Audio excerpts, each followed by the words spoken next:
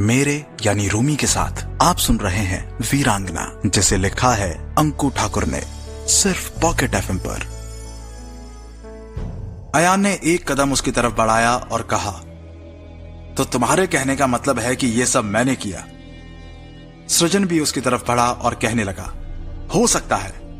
आखिर सिर्फ जैस्मीन और अयानशी की वजह से तुम उनसे गद्दारी क्यों करोगे? अयान ने उसे घूरते हुए कहा, तुम क्या सोचते हो उससे मुझे कोई फर्क नहीं पड़ता, मगर मैं जैस्मीन और अयानशी के लिए कुछ भी कर सकता हूं। सृजन ने कुछ कहना चाहा, पर तभी वीरांगना ने उन दोनों को पीछे हटाते हुए कहा, stop it guys, just stop it. वीरांगना सृजन की ओर मुड़ी और उसने कहा, यह सब अयान ने नहीं किया सृजन, स्टॉप ब्लेमिंग हिम। जैक ने बीच में टोका, हाँ, यह सब तुम्हारी रिंग का कमाल है। सृजन ने अपनी रिंग की तरफ देखा जो उसे सान्या ने दी थी। विराज ने कहा, सृजन की रिंग मतलब? जैक ने गहरी सांस ली और फिर कहा, ये मूर्खों की फौज। इतना कहकर उसने सृजन के हाथ से रिंग निकाली और उसे एकदम से खींचकर खोल दिया। रिंग खुल गई और उसमें से एक चिप निकली। सब चौंक उठे। जैक ने चिप दिखाते हुए कहा, मैं और वीरांगना जानते थे कि तुम्हें सान्या ने यह रिंग क्यों दी थी। यह सब रिंग की वजह से हुआ है ना वीरांगना? सब वीरांगना की ओर देखने लगे, मगर वीरांगना ने सिर हिलाया और कहा, नहीं, यह रिंग की वजह से नहीं हुआ। वीरांगना ने आगे कहा, बात यह है कि रिंग के सिग्नल सेफ हाउस के 5 किलोमीटर के दायरे में काम नहीं करते। साहिल ने कहा, तो मतलब सृजन का शक जायज है अयान पर। जैस्मीन ने एकदम से कहा, अयान ऐसा नहीं कर सकता। वीरांगना ने कहा, हम मान भी लें अयान ने यह सब किया तो भी अयान को दूसरे रास्ते का पता नहीं था। वो गाड़ी हमारा दूसरे रास्ते पर वेट कर रही थी और उस रास्ते के बारे में मैं और जैक जानते थे, अयान नहीं। सब चुप हो गए। थोड़ी देर बाद विराज ने कहा, तो अब आगे क्या करें? वीरांगना ने कहा, अयान, वो अब तक नहीं जानते कि तुम सच्चाई जान चुके हो, इसलिए जैस्मिन और अयानशी की जिम्मेदारी तुम पर है। तुम उन दोनों को वापस उसी गांव लेकर जाओगे जहां पर जैक ने उन्हें छुपाया था।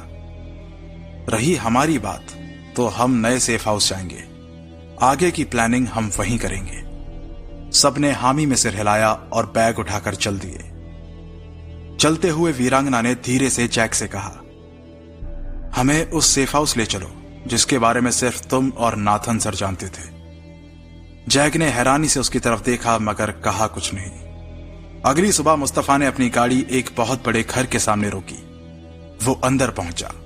सामने एक आदमी अखबार पढ़ रहा था। उसका चेहरा अखबार से ढका हुआ था। मुस्तफा ने कहा, सिकंदर।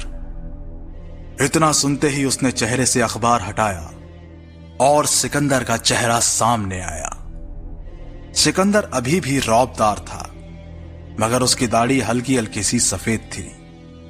सिकंदर ने मुस्तफा को देखा और मुस्कुराकर कहा, तो तुम फिर मेरी बेटी से हार कर आ रहे हो? मुस्तफा ने कहा, न जाने कौन सी मिट्टी की बनी है तुम्हारी बेटी, जान दे देगी मगर हार नहीं मानेगी। सिकंदर ने कहा, उसकी रगों में मेरा खून है मुस्तफा। उसकी शक्ल बेशक साधना जैसी है, मगर अक्ल इस मामले में वो मुझ पर गई है। मुस्तफा ने परेशानी से कहा, पर हम करें क्या? वो लड़की तो हमेशा एक कदम आगे रहती है। फिर थोड़ा सा रुककर उसने कहा, अगर तुम कहो तो अरमान को। सिकंदर ने एकदम से उसे टोका, नहीं, अरमान वेकेशन पर है और अगर एक बार अरमान बीच में पड़ गया तो फिर वो रास्ते में आने वाले हर इंसान को मार डालेगा। वो किसी की नहीं सुनता। मेरी दोनों औलादें जिद्दी हैं, चाहे वो वीरांगना हो या अरमान। मुस्तफा ने कहा, मगर वीरांगना को पिछली बार हराने वाला अरमान ही था सिकंदर। अरमान ना होता तो हमारे साथ वीरांगना तुम्हें भी हिंदुस्तान ले जाती। अरमान ना होता तो हम कभी वापस मॉरिशस नहीं आ पाते। वीरांगना आज मॉरिशस में है तो सिर्फ अरमान की वजह से। सिकंदर ने सोचते हुए कहा, मगर अरमान को बीच में लाना बहुत खतरनाक हो सकता है। मुस्तफा ने मुस्कुराकर कहा, फिर तुम किस लिए हो? इतना कहकर उसने फोन मिलाया। दूसरी तरफ सागर किनारे बैठे एक रेस्ट चेयर पर बैठे लड़के का फोन बजा। सूरज की रोशनी सीधे उसके चेहरे पर पड़ रही थी, इसीलिए उसका चेहरा देखना बहुत मुश्किल था। उसने फोन उठाया और कहा, मुस्तफा अंकल।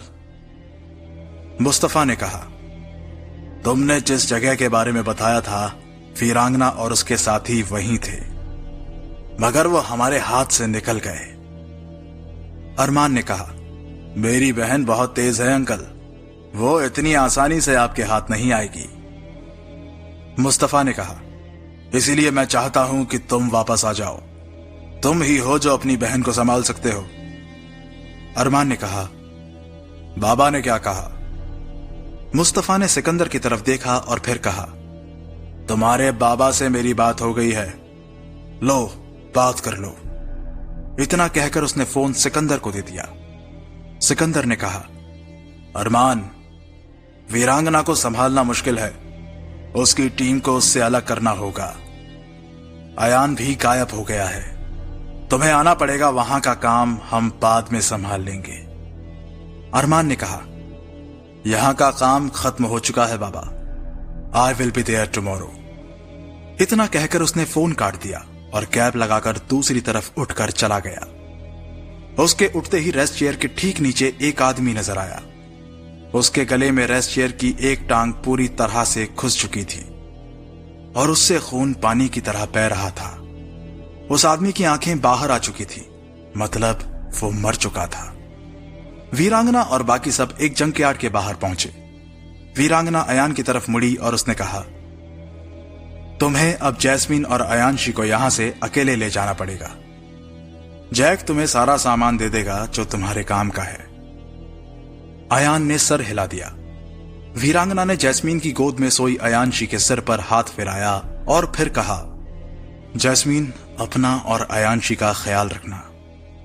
जैसे ही तुम लोग वहां पहुंचो हमें खबर कर देना। जैस्मीन मुस्कुरा दी। अयान, जैस्मीन और अयानशी को भेजकर वो सब जंकयार्ड के अंदर आए। वहां पर कोई नहीं था।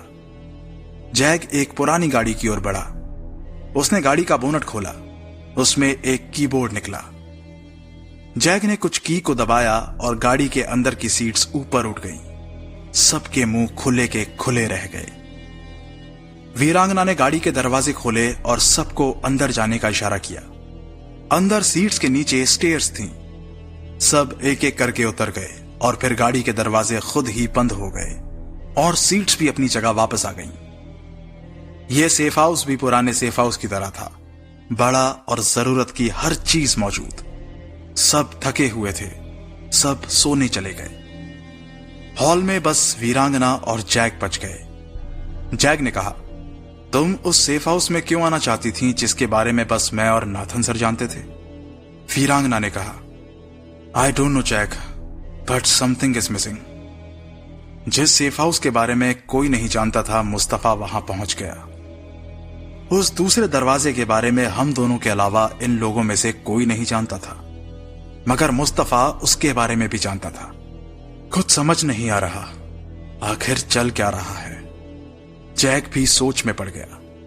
वीरांगना को नींद नहीं आ रही थी। वो उठकर किचन में चली गई। सृजन वहां पर पहले से ही मौजूद था। वीरांगना ने हैरानी से पूछा, तुम यहां क्या कर रहे हो? सृजन पलटा और वीरांगना को देखकर मुस्कुराकर कहने लगा, कॉफी बना रहा हूं, तुम पियोगी? फिर अचानक उसे कुछ याद आया और उसने कहा, ओ हां, तुम तो कॉफी नहीं पीती ना, तुम तो अदरक वाली चाय की दीवानी हो। वीरांगना ने कहा, तुम कॉफी बना लो, मैं चाय बाद में बना लूंगी। सृजन ने कहा, मैं बना दूंगा। वीरांगना ने उसकी तरफ देखा तो उसने कहा, हां याद है मुझे, तुम्हें गर्म चाय पीना पसंद नहीं है और ना ही तुम्हारी चाय में चीनी कम होनी चाहिए। मैं बना दूंगा, तुम बाहर वेट करो। वीरांगना बिना कुछ कहे बाहर आ गई। वो सोफे पर बैठ गई। थोड़ी देर बाद सृजन ने एक चाय का कप उसकी तरफ बढ़ाते हुए कहा, चाय तैयार है। वीरांगना ने उसकी तरफ देखा, फिर कप लेते हुए कहा, थैंक्स। सृजन मुस्कुराकर उसकी बगल में बैठ गया। वीरांगना ने उससे पूछा, तुम सोए नहीं? सृजन ने बिना उसकी तरफ देखकर कहा, तुम भी तो नहीं सोई। वीरांगना ने बिना कुछ कहे चाय पीना शुरू कर दिया। सृजन ने उसे देखा और फिर कहा, मैं सोच सोचकर पागल हो चुका हूं, नींद उड़ चुकी है मेरी। मेरे मामा जी, पाटिल अंकल और सानिया सब मेरे सामने सिकंदर के साथ मिलकर गद्दारी करते रहे और मुझे भनक तक नहीं लगी। वीरांगना ने कहा, अगर तुम्हें कुछ पता भी लग जाता तो कर क्या लेते तुम? कुछ भी नहीं कर सकते थे। सिकंदर खान अपने रास्ते में आने वाले हर इंसान को हटाना जानता है। सृजन ने कहा, तुम्हें कैसे पता कि अगर मुझे पता चलता तो मैं उनके अगेंस्ट ही जाता? फिर मुस्कुराकर कहा, so do you still trust me? वीरांगना ने कहा, इतना तो मैं तुम्हें जानती हूं सृजन। दोनों ने बातें करते करते महसूस नहीं किया कि विराज पीछे खड़ा होकर उनकी बातें सुन रहा था। विराज चुपके से वापस कमरे में आ गया। साहिल बेड पर सो रहा था और जैक पास में पड़े सोफे पर सो रहा था। विराज ने अपना बैग निकाला और उसे धीरे से खोला। सबसे नीचे उसने किताब रखी थी। उसने वो किताब उठाई और बाथरूम में चला गया। अंदर जाकर उसने उस किताब के कवर पर लिखे शब्द पर खास तरीके से हाथ फिराया। क्लिक की आवाज से किताब खुल गई। उसमें एक छोटा सा फोन था। विराज ने फोन लिया और उसे ऑन किया। फिर उसने एक नंबर डायल किया। दूसरी तरफ से फोन उठाया गया और विराज ने धीमे से कहा, मैं विराज बोल रहा हूं। इस कहानी में आगे क्या होगा जानने के लिए सुनते रहिए पॉकेट एफएम।